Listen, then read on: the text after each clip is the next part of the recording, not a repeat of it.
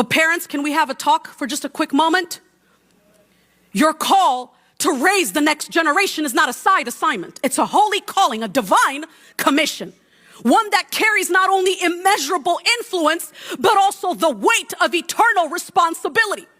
One day, you will be held accountable to God, not for how successful your children were by worldly standards, but for how faithfully you stewarded their spiritual formation, their character, and their God-given identity.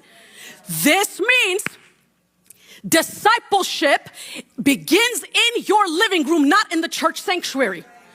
This means that if you desire for your children to grow up in the way of the Lord, then you need to model what walking with the Lord looks like.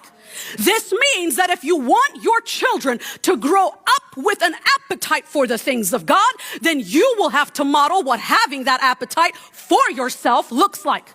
Charles Spurgeon once said this: train up a child in the way he should go, but be sure you go that way yourself.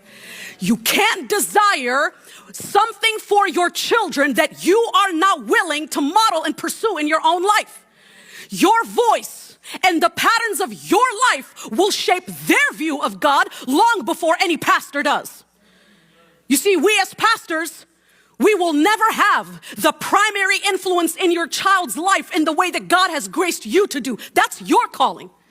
Now, we can partner with you, and we can partner with what God is doing through you, through prayer, through spiritual counsel, through encouragement. But the primary source of influence, of guidance, of direction, of formation can only come from you.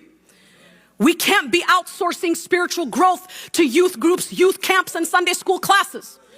We must stop blaming culture and community for what we fail to confront in our own homes. Yes, the world is loud with a lot of nonsense, but that means the home must be louder with truth, with grace, with love, and holy conviction. Hear me out, parents. And I say this with a lot of grace and love. You are not just raising children, as Psalm 127:4 says. You are raising arrows to be launched into the world that desperately needs light. And your home is that bow. Your discipline sharpens them. Your example molds them. Your words and your prayers builds them up. And ultimately, your example will plant seeds that will outlive you.